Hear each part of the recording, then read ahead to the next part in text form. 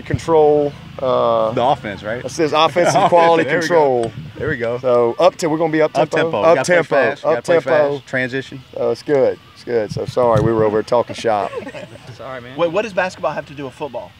It's got a lot to do with football. It's got lots to do. You know, you got to work as a team. You've got a lot of movement going on. Everybody's got to be coordinated together. You know, I mean, they don't get to sub for defense. Brownell likes to remind me of that all the time. We don't get to sub for defense.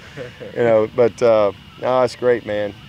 There's a lot of correlation with the exception of they have perfect temperature and weather every game. Every game. You got to score the ball and you got to keep them scoring, right? There you Same go. deal. And there you go. What brings you out here to pick this guy's brain? Well, obviously, you know, I've watched this monster they've created up here, and you know, in my first year as a Furman basketball coach, we've had some recent success as an assistant, and you know, he was an assistant that was a great recruiter and got the job here, and I've watched him from afar, and just he was gracious to let me come, and there's a lot of similarities, especially in preparation, watching practice, how organized they are, their language. Just wanted to come out and observe, and always trying to learn. Coach, did you feel like the defense kind of redeemed themselves today after the scrimmage on Saturday? Yeah, we turned the page today. We're on the opponent, and everybody's happy about that. So nobody was real happy Saturday from a defensive standpoint. But you know, there's moments like that. You know, when this is good offensive players. You got a lot of guys with a lot of pride over there. But like I said, it just was a bad day. It's all about how you respond, and they came back and had you know, excellent work and attention to details. They were off on Sunday, and then, you know, today we had a walkthrough earlier today, kind of corrected some of the mistakes, and then getting back on the field tonight, they're just excited to see somebody else. You know, we're at that point. It's been a long camp. We started August 1st, so whatever this is, so we're 21 days in here, and so I could sense the little energy today as we started really prepping for the opponent. And you know, practice was cut a little bit. We'll cut it a little bit more tomorrow. Now it's about getting them back, feeling good, but then really just, you know, this is a game of details and really mentally owning what we do. I mean, football punishes you, man. When you make mistakes, you get punished, but you also get rewarded when you're precise in what you do, and that's what we got to do. Everybody's got to take ownership, and so it's again exciting to look ahead now and start getting ready for somebody else. And tomorrow will be another similar practice. They'll be off on Wednesday as they get back in school. They get their lives back. We've kind of had them. I mean, they've been over here since about 8 o'clock this morning, so we've had them all day, and it's kind of been the nature of camp. But they'll go to class Wednesday. We won't practice, and then we'll come back and have another game prep type day on Thursday. So we really want to get ahead these 3 days, and then Friday's our mock game that we do every year to really try to stress the coaches too, and create a lot of different situations. And then Saturday will just be meetings and AM walkthrough, and really just get them back, and then we'll move back over there game week, and they'll be excited about that, and you know, get ready to go play. Who's going to be number 2 behind Kelly, or have you figured that out yet? How do you know Kelly's number 1? Just figure from what you've been saying. Oh, wow. What a leading question that is. Man, you're good. Now, Kelly is we have named Kelly the starter. So he's earned it, you know. Tweet it out. Hurry up. Yeah, he's going to be our starter, and we're excited about that. You know, I'm really proud of Kelly, first of all. You know, I mean, if you guys knew how precise we are in our grading and our evaluation and the things that we put these guys through, this has been a great competition, first of all. And I'm really proud of all the guys because they're just good people. And I love to see competitors, you know, they all want to be the guy, but I love to see them happy for somebody else. And so it's been a really good spirited competition. But this part of the competition's over, and Kelly won it. It's just that simple. He won it. Grades have to count. Everything matters, and you know, I'm really proud of him because, you know, he had from when he got here to where he had a long way to go, and he's embraced it, and now he's really playing with a ton of confidence.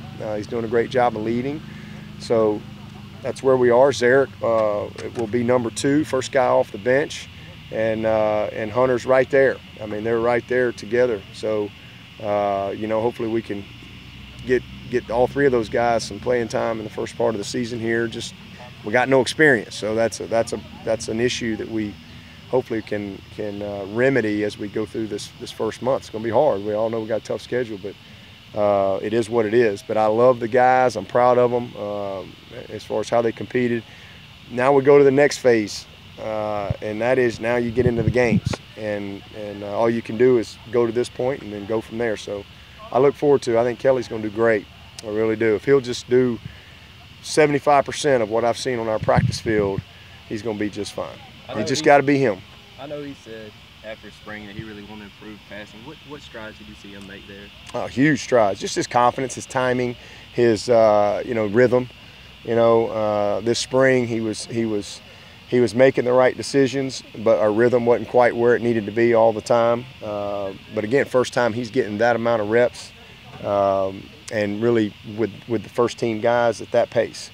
So he had to really, I think, grow in his confidence, anticipation. You can't wait till they're open. The ball's got to be there while they're coming open. And so he's really, really improved a ton. But he has complete ownership of what we're doing. I mean, he's got it. He knows the details of what we're doing. And again, like I said, I mean, if he'll just go be Kelly and do what we've done on his practice field, he's going to be just fine. Are there any of those freshmen that you can say now, yeah, I think he's definitely going to avoid a red shirt? Yeah, we got several. We still going to have a couple guys on the bubble, but I don't know who in particular y'all want to ask me about, but we got several that I think will play. The two receivers for sure will play. I believe AJ will play on defense.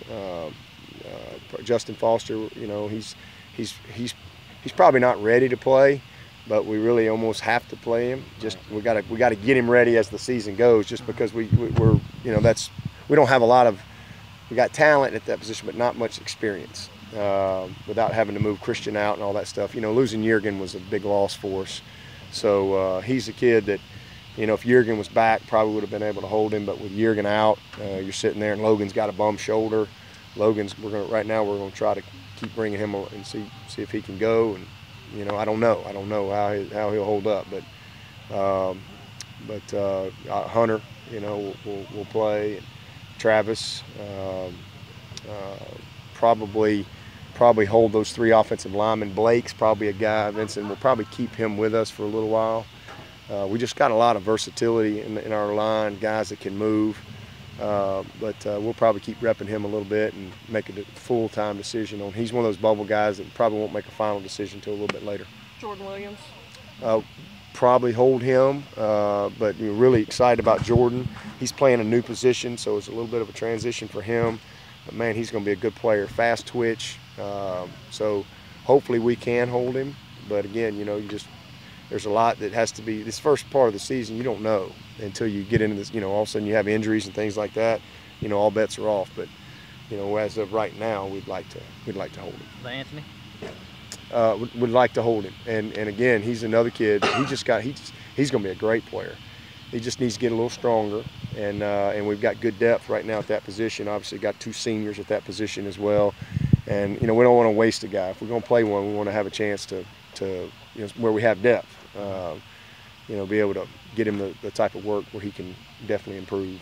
Where does Travis kind of fit on the depth chart and trying? He's fourth. He's fourth. Fuller and Feaster and Choice are all right there, and they're ready to go. They're complete guys, and I think we can go win big with those guys.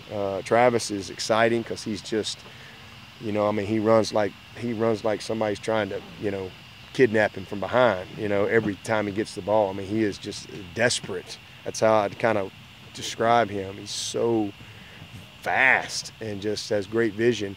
But he's still got to put it all together, and but he's a guy that's going to have some great opportunity as we go through the season, and but again, now that's where we are right now. We'll go play, and whoever's a hot guy, that's where the ball goes. But I think all those guys will have opportunity. How much stride has Feaster made? Is he in a position where you can see him getting a lot of reps on first three reps? Yeah, I think, like I said, right now those first three guys should all get plenty of opportunity. But Feaster is. He's a guy you always hear, so we want to see him cut it loose, and he's he's a 220-pound guy that can fly.